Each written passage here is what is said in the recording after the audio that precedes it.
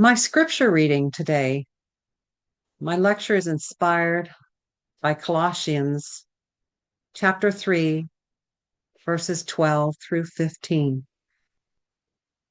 Since God chose you to be the holy people he loves, you must clothe yourselves with tender-hearted mercy, kindness, humility, gentleness, and patience.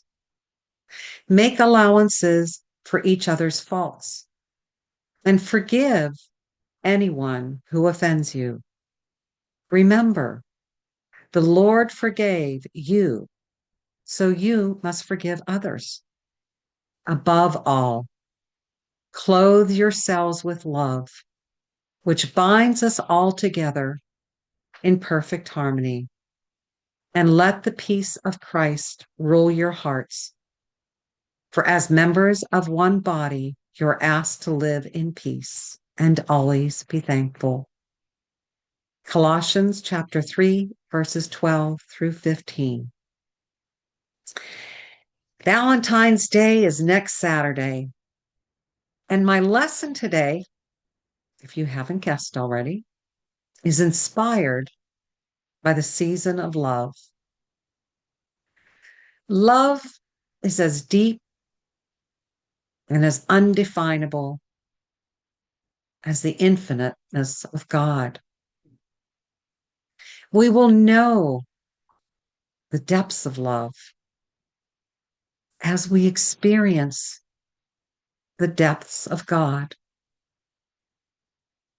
because God is divine love. And this same love dwells within us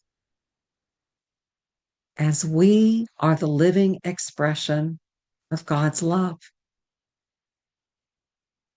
It's up to us as to what degree and how deeply we experience and live from this consciousness of divine love.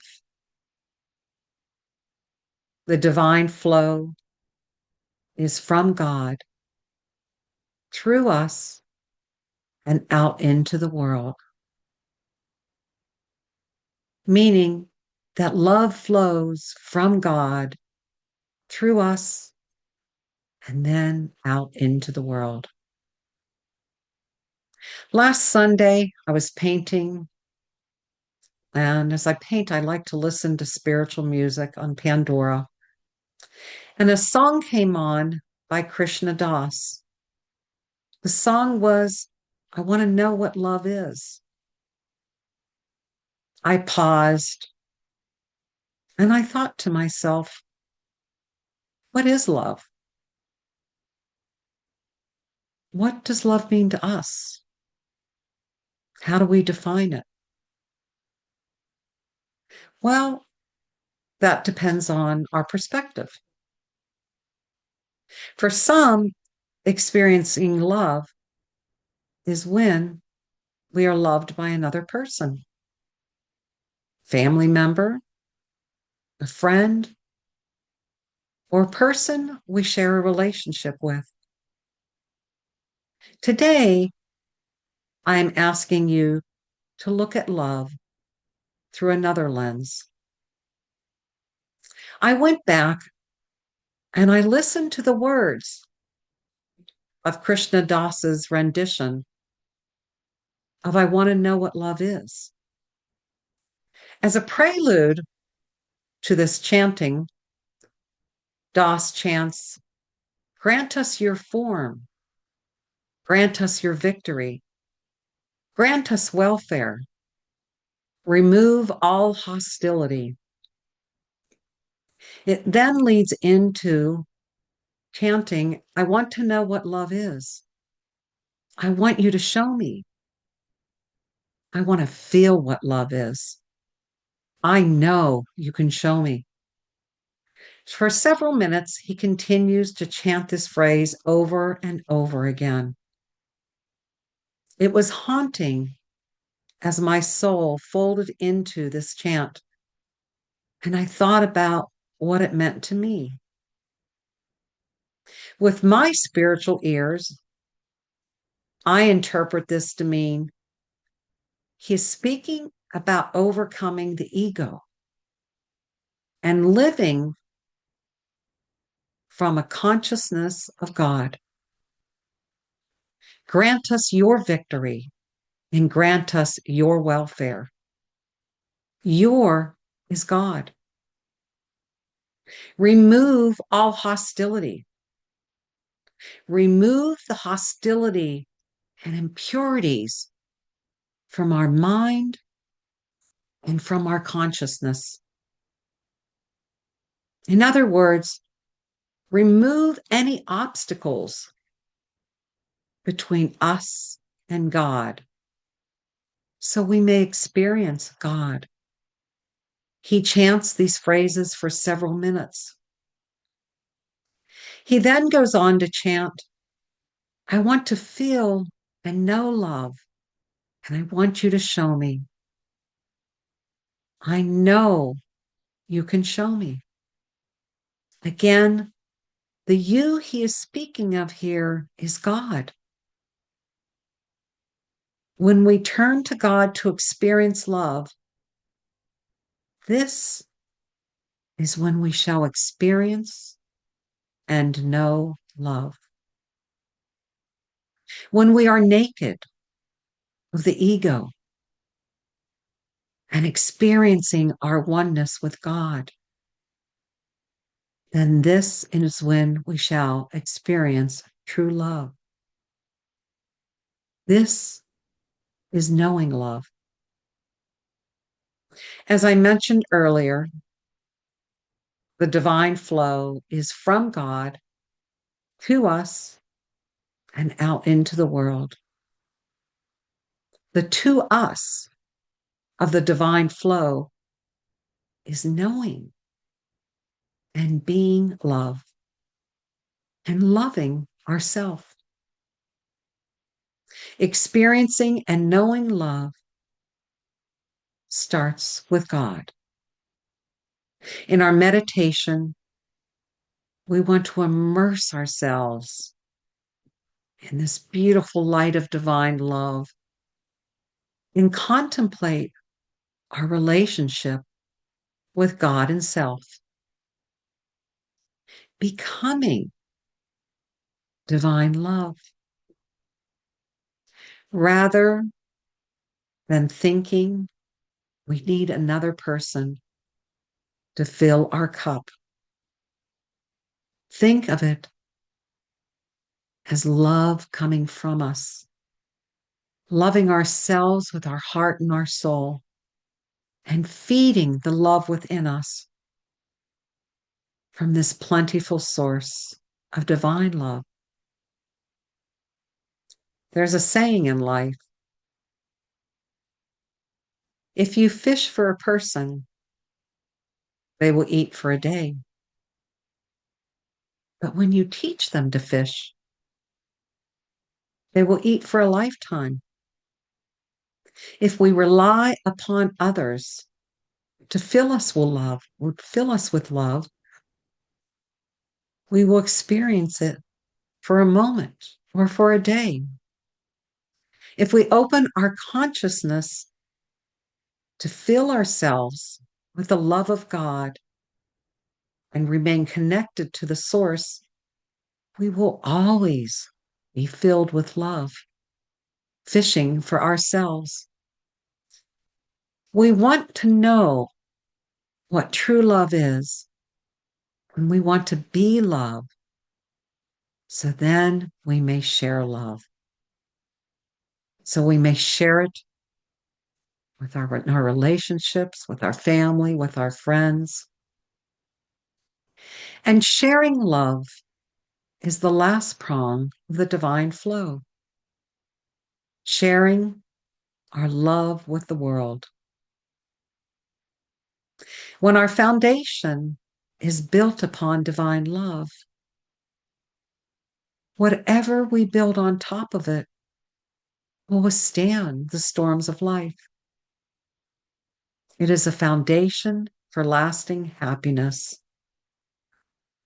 Many years ago, when I was in the early days of my spiritual quest, I read the book, The Celestine Prophecy.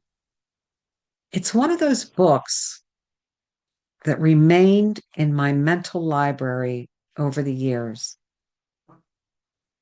And as I read it, I had one of those aha moments. And I carried this morsel of truth with me.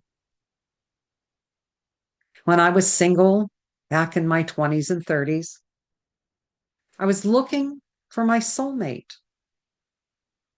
someone who I thought would complete me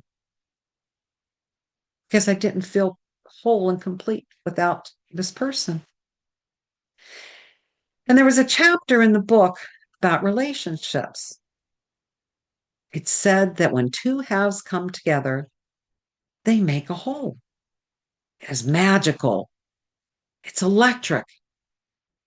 Both halves finally feeling whole and complete.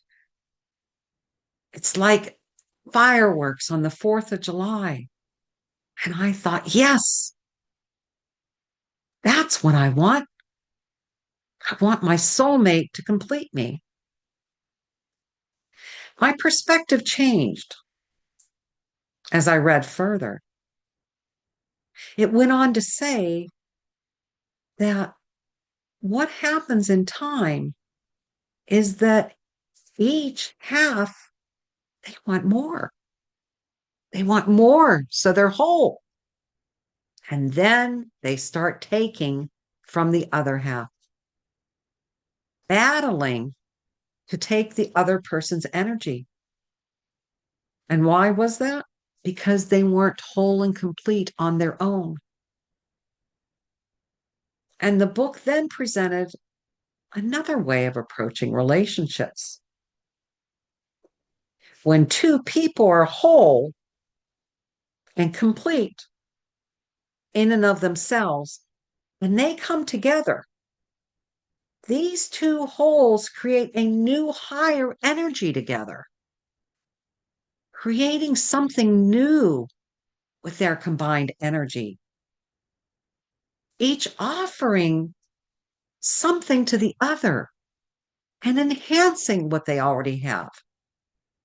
You see, they don't need to take the other person's energy to complete themselves because they came into the relationship complete. The aha moment was when I realized first I need to focus on making myself whole and complete. To be happy on my own so that when I met my partner, it would be the icing on the cake and make my life even sweeter. Similarly, when we know what love is, and when we are filled with divine love in us, our relationships will be healthier. The love others share with us and the love we share will take these relationships to the next level. This lesson stuck with me for many years, striving to be whole and complete on my own, nourishing oneself, learning to love ourselves, and nourishing our beautiful spirit with the love of God. When our nourishment comes from God, we are always whole and complete. We don't have to steal another person's energy to be complete. Colossians says, since God chose you to be the holy people he loves, you must clothe yourselves with tender-hearted mercy, kindness, humility, gentleness, and patience. And it also says, above all, clothe yourselves with love, which binds us all together in perfect harmony. There is a great deal of unsettled energy in the world today, and we are bombarded with it on social media and in the news. And unfortunately, this is just the reality we are living in. But we cannot allow it to change us.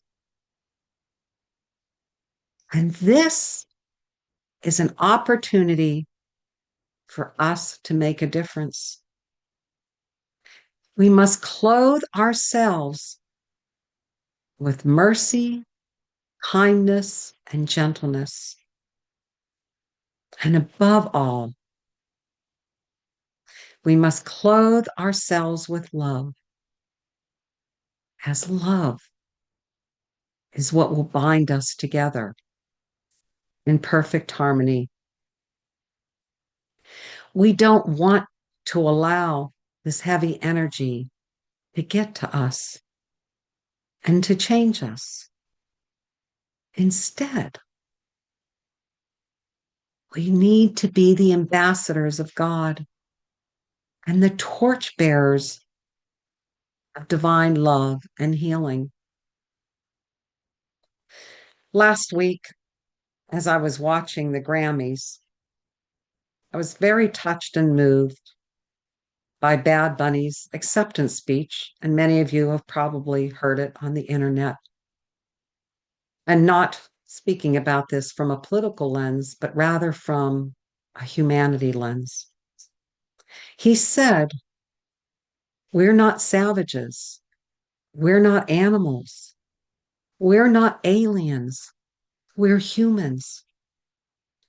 The hate gets more powerful with more hate. The only thing that is more powerful than hate is love. So please be different.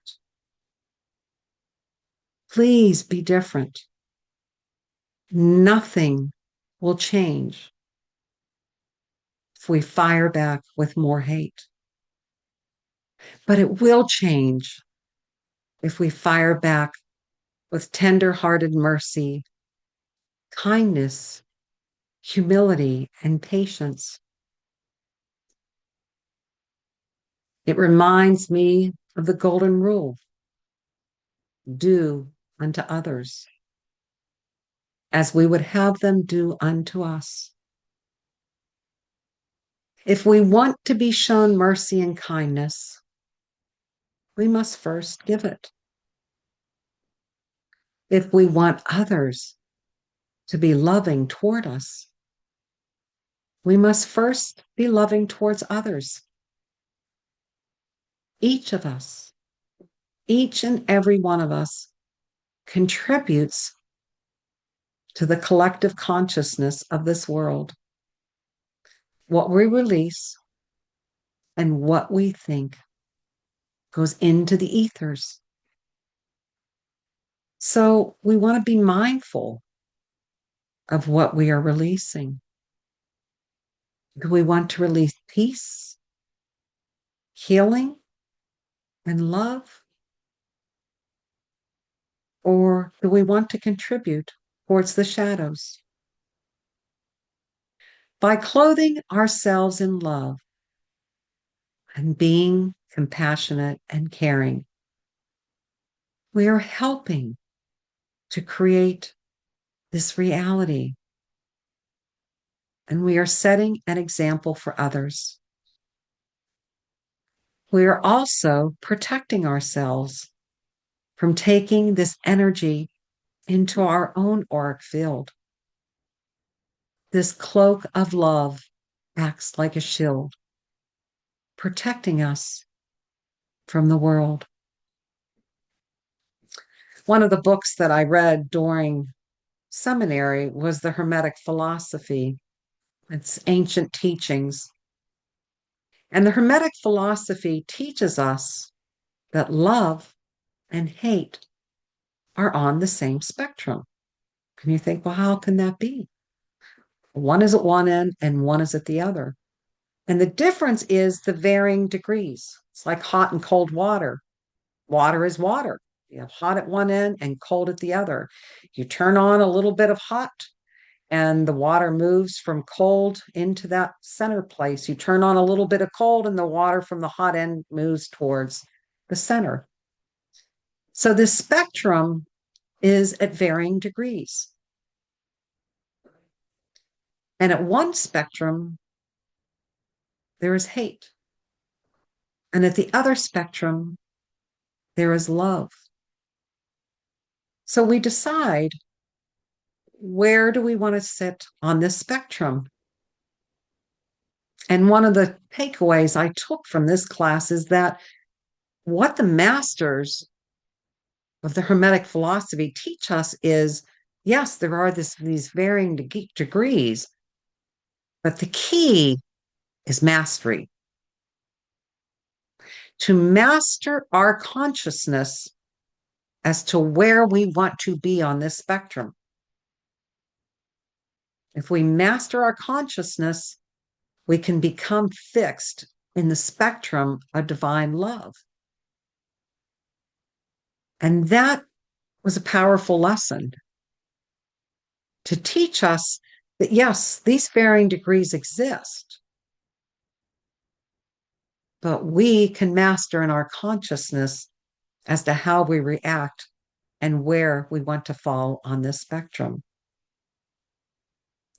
In our meditation this week, contemplate on what love means to you and what it means to be love. Diving into the infinite depths of divine love. Knowing what love is from our relationship with God. And then being the expression of divine love in all we do. Living from a consciousness of divine love.